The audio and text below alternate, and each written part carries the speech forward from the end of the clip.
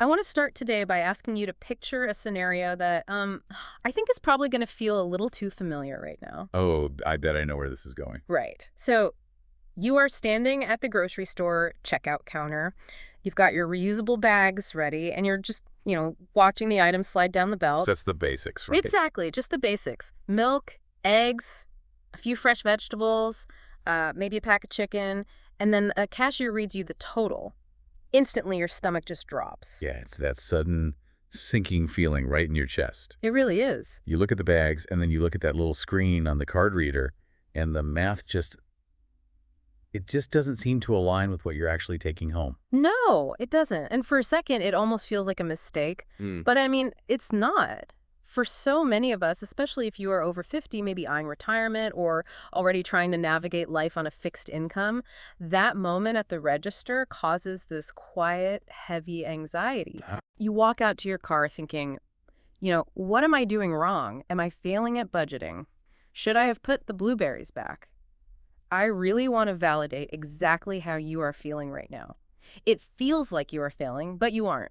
Welcome to Thrive After 50 Living. Let's get into it. I'm so glad we're starting there, honestly. Yeah.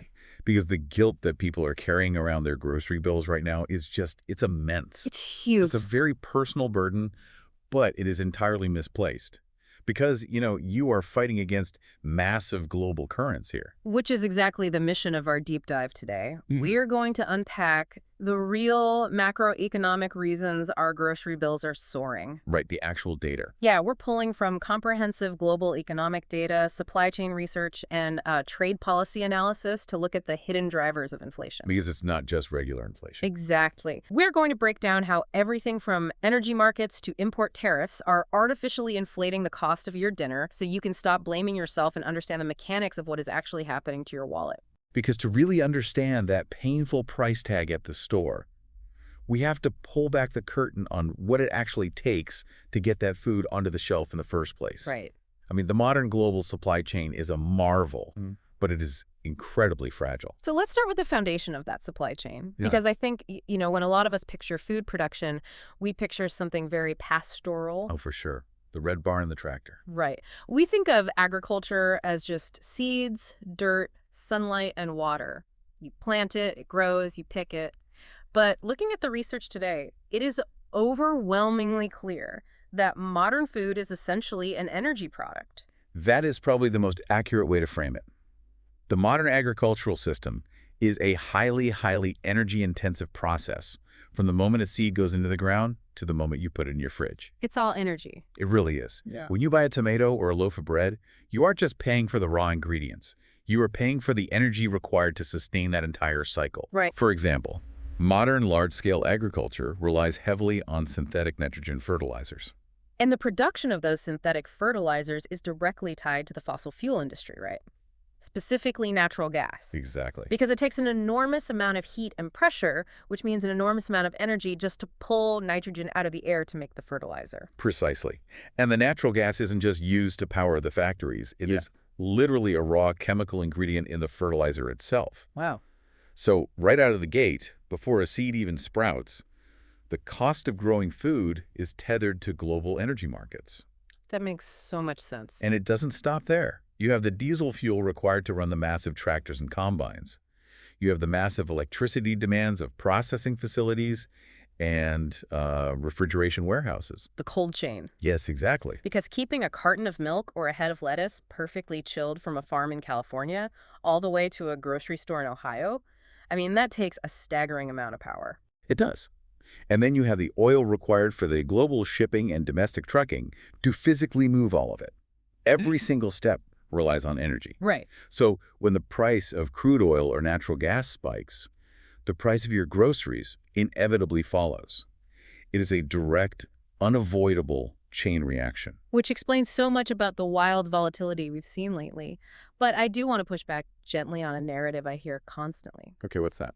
Well, when prices at the store are this high, it is very common for people to assume that the farmers must be getting rich. Oh, right. The logic seems sound, The price of food goes up, so the person growing the food must be making more money. But the data paints a very different picture. It's a completely logical assumption to make on the surface, but the economic reality is much harsher. Yeah. The data actually shows that smallholder farmers and agricultural laborers are very often net food buyers themselves. I think that's a detail that surprises a lot of people. You assume someone working agriculture is entirely self-sufficient. Right, but they're not. Because if you farm 50 acres of soybeans, you still have to go to the grocery store to buy your milk, bread, and vegetables. Exactly. They specialize in a commodity crop, but they rely on the retail market for their own family's nutrition. Wow. Yeah. So they are feeling the exact same pinch at the checkout counter that you are. But more critically, those rising input costs we just talked about, the expensive fertilizer, the costly diesel fuel, the higher interest rates on their equipment loans, those completely wipe out whatever gains they might receive from selling their harvest at a higher price. So the margins stay the same or they even shrink. Exactly. The extra money we pay at the register isn't going into the farmer's pocket. It's being absorbed by the energy sector and the logistics companies. They aren't getting rich, they're getting squeezed, just like the consumer. It is a systemic squeeze. And that's just the baseline cost of doing business. Right. On top of that energy burden, we also have to factor in the unpredictable shocks. The disruptions that nobody can really plan for, but that instantly constrict supply. Extreme weather is a huge piece of this, I mean. We are seeing climate change and volatile weather patterns directly affecting crop yields. Absolutely. If a major agricultural region in South America experiences a severe drought, or California gets hit with unseasonal flooding, the global supply of those specific crops drops. And basic supply and demand dictates that when supply drops, the price shoots up. And beyond the natural shocks, we have geopolitical shocks. Yeah. Which can be even more disruptive because they happen overnight. Yeah, that's true. The 2022 Russian invasion of Ukraine is a textbook example of how a regional conflict rewrites the global food budget. Let's break down the how on that, because I think it's easy to hear war in Ukraine and struggle to connect it to the price of a chicken breast in Texas. Right, it feels very disconnected. But Ukraine and Russia are massive global suppliers of grain, particularly wheat and corn, as well as sunflower oil. Yes, they are. And when that conflict escalated, it choked off the Black Sea trade routes. Suddenly, millions of tons of grain just couldn't leave the ports. But here is how it connects to the chicken breast. A massive percentage of that grain isn't used to make bread for humans. It's used for livestock feed. Oh, so when the global supply of feed grain plummets, it becomes much more expensive to feed a flock of chickens or a herd of cattle. Exactly. The rancher's costs go up, and that gets passed directly to the meat counter. Plus, as we mentioned earlier, that region is also a massive exporter of the raw ingredients used for fertilizer. Right. So the shock was twofold. Less grain today and less fertilizer to grow tomorrow's grain. And the substitution effect just ripples through everything. What do you mean by that? Well, if a food manufacturer can't get sunflower oil because of the war, they pivot to buying soybean oil or palm oil. That sudden surge in demand for those alternatives drives their prices up too. Everything is connected. The statistics and the economic reports we reviewed for this deep dive are incredibly stark. They really are. In the United States, the Consumer Price Index, the CPI for all food, was 11.4% higher in August 2022 than it was the previous year. Huge jump. And on a global scale, it was even more dramatic.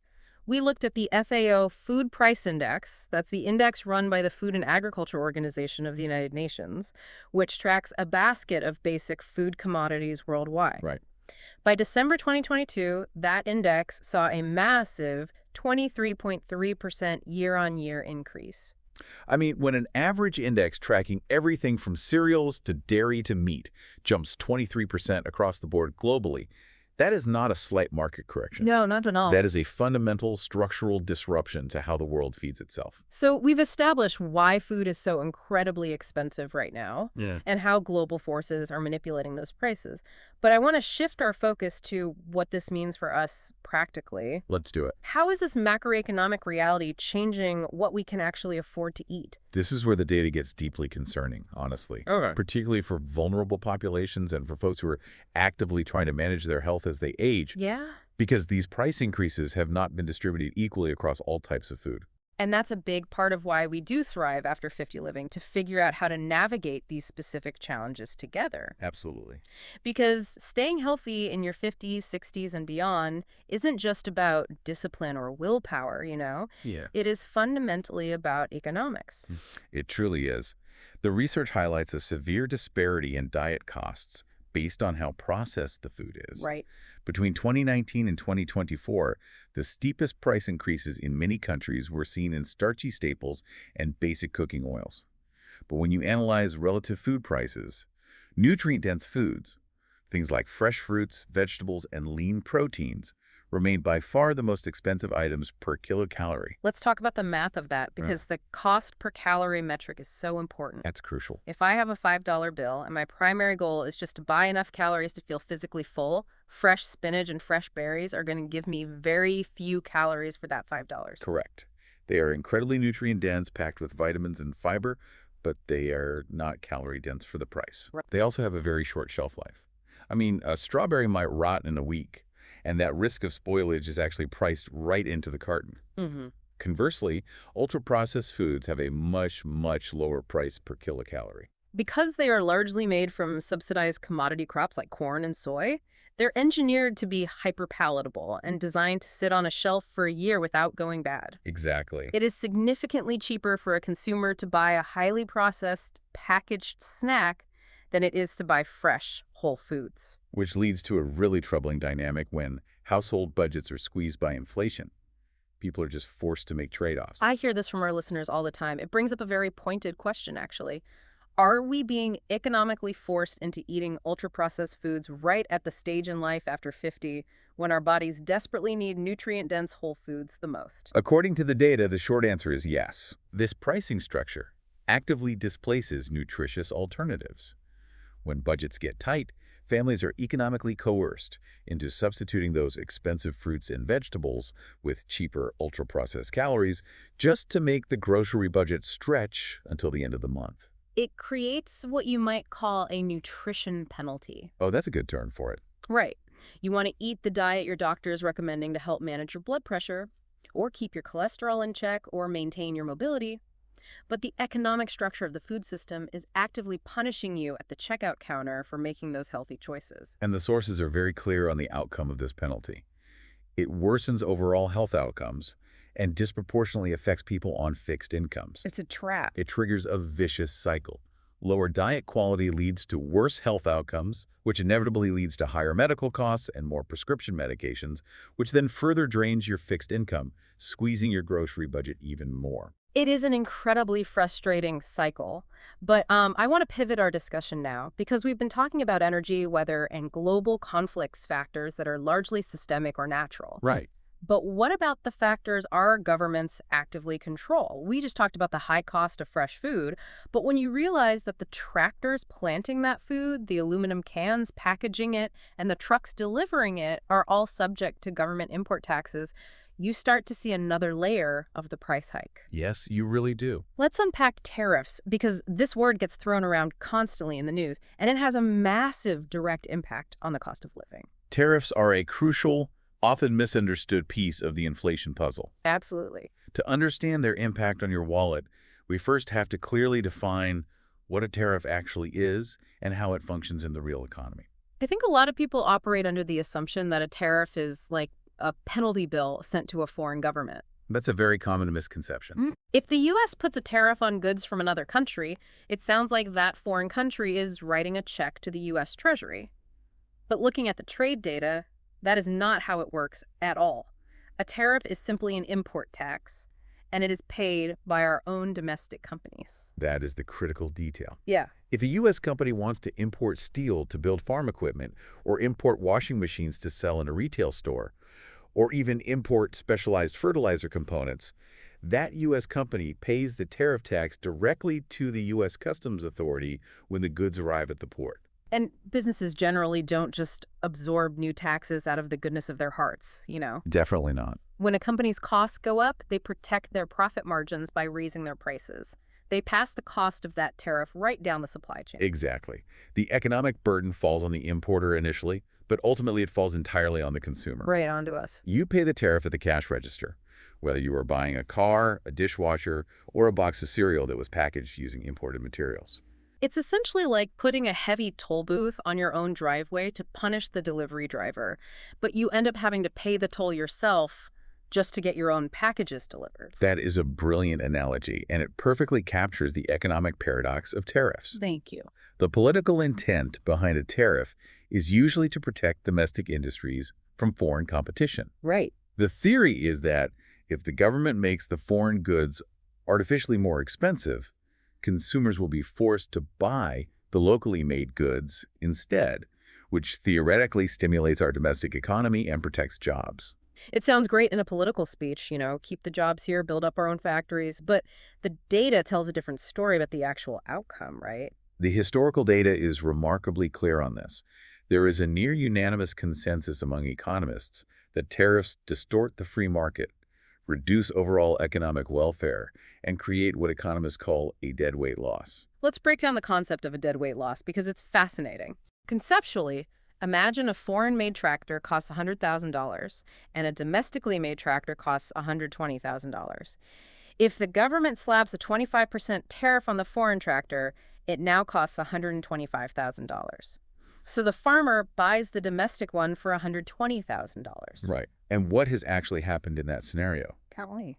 The government collects $0 in tariff revenue because the foreign tractor wasn't actually imported. But the farmer still had to pay $20,000 more for a tractor than they would have in a free market. Wow. That extra $20,000 is a deadweight loss. The value is just destroyed. And how does the farmer make up that $20,000? They raise the price of the crops they grow. Of course. So the consumer absorbs the deadweight loss in the form of higher grocery bills. There is a quote in our source material from the Nobel-winning economist Milton Friedman that summarizes this perfectly. I love this quote. He said, "We call a tariff a protective measure. It does protect. It protects the consumer against low prices." It's a sharp, slightly cynical way of putting it, but it aligns perfectly with the economic consensus. Yeah, it really does. You are being protected from the benefit of affordable goods. And we can see this play out objectively if we look at recent trade history across different administrations. Let's look at that history impartially, just following the data. Because this isn't about taking political sides, it's about what the numbers show. Let's start in 2002. In 2002, the Bush administration imposed tariffs ranging from 8 to 30% on over 170 imported steel products. Right. The intent was to protect the American steel manufacturing industry. However, subsequent economic studies showed that those tariffs created persistent negative employment effects in other manufacturing sectors that relied on steel as a raw material. Because if you run a factory making car parts or canned goods or agricultural machinery, your raw materials suddenly became way more expensive. Exactly. So to stay afloat, those factories had to cut jobs. You saved jobs in the steel mill, but lost them in the factory next door. Precisely. In fact, those tariffs were so disruptive they were removed after just 18 months. Wow, that fast. Yeah.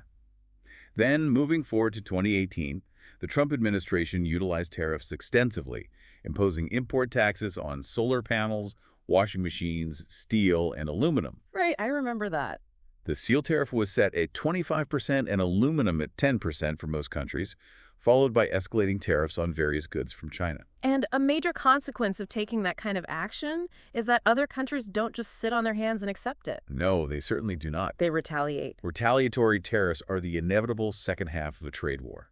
When a government raises import taxes on another country's goods, that country almost always responds by placing new tariffs on your exports. Right. This severely disrupts domestic supply chains. For example, American farmers who rely on selling soybeans or pork to overseas markets suddenly find their products are artificially too expensive in those foreign markets because of the retaliatory taxes. Oh, man. Their foreign buyers cancel contracts, and the farmers' sales just plummet. And looking at the most recent data in our sources, this trend is escalating dramatically. It is. In April 2025, the incoming Trump administration announced a substantial increase in tariffs, including a 10% baseline tariff on all imported products, regardless of origin. That is a massive paradigm shift for global trade. Yeah, it really is. According to the economic modeling, that move raised the U.S. trade-weighted average tariff from a historical baseline of around 2% up to an estimated 24%. That's a huge jump. It takes us to the highest tariff levels in over a century, surpassing even the rates of the Smoot-Hawley Tariff Act of 1930. And for context, Smoot-Hawley was the infamous Depression-era protectionist policy that essentially froze global trade and deepened the economic crisis. Right. So when we connect all of this macroeconomic policy back to that anxiety you feel at the grocery store checkout counter, it starts to make a lot of sense. The dots all connect. Your bill isn't just paying for the food. Baked into the price of a single loaf of bread is the cost of synthetic fertilizer, diesel fuel, global supply chain shocks in the Black Sea, and the invisible taxes of domestic trade tariffs. It is an incredibly complex, interconnected system, Right. and the everyday consumer is standing at the very end of it, absorbing the cumulative cost of every inefficiency, every tax, and every global crisis. Okay, so we've covered a lot of massive global concepts. We have. Let's bring this all back down to the kitchen table. We know the system is complex and, frankly, a bit stacked against us right now, but knowledge is power. Absolutely. What can we actually do about this week? What is our practical takeaway? I'll start. Go for it. For my takeaway, I want to focus on the diet aspect. We know from the data that ultra-processed foods are artificially cheaper and that it is incredibly easy to fall into that trap when budgets are tight. It happens so fast. But the takeaway here is to be strategic, not defeated. The research specifically noted that finding low-cost items within nutrient-dense food groups can help sustain a healthy diet despite inflation. So, don't abandon the produce aisle entirely, but change how you shop it. Look for the seasonal vegetables that are in abundance and therefore cheaper. Pivot to frozen fruits and vegetables. They are picked at peak ripeness, flash frozen so they don't spoil, and are often half the price of fresh. That's such a great tip. Buy dry legumes and beans in bulk. You have to actively search for the hidden values in the nutrient-dense categories so you can protect your long-term health without breaking the bank. That is fantastic advice, and it requires a bit more planning, but it is absolutely worth it. Thanks. What about you? For my takeaway, I want to focus on your mindset. You have to stop carrying the guilt for your grocery bill. Seriously. Put that burden down today. You need to realize that built into your receipt are global energy spikes, climate events, and invisible tariff taxes that you have zero control over. Zero. Give yourself some grace, adjust your budget and your expectations, but do it without the burden of self-blame. You aren't failing at life, you know. The macroeconomic environment has fundamentally changed around you. Before we wrap up, I want to leave you with a final thought to chew on. All of this research points to how unbelievably fragile our global food system is, how a conflict across the world or a tariff policy in Washington can make your local groceries unaffordable. It's pretty wild when you step back and look at it. It makes you wonder, what if the future of food isn't about global efficiency at all? What if the next decade forces us to return to hyper-local, community-supported agriculture? Oh, that's an interesting thought. Building microeconomies in our own towns where the food is grown and sold within 50 miles might be the only real way to insulate ourselves from these global shocks. It's something worth thinking about as we look toward the future. I agree completely. Here's what I want you to take away from today more than anything. You are not too old. You are not too far behind. And you are absolutely not alone in navigating this. That is exactly why we show up here every Tuesday and Thursday. Please subscribe so you never miss a deep dive. Leave us a review if today's conversation helped you. And share this deep dive with someone in your life who needs to hear it.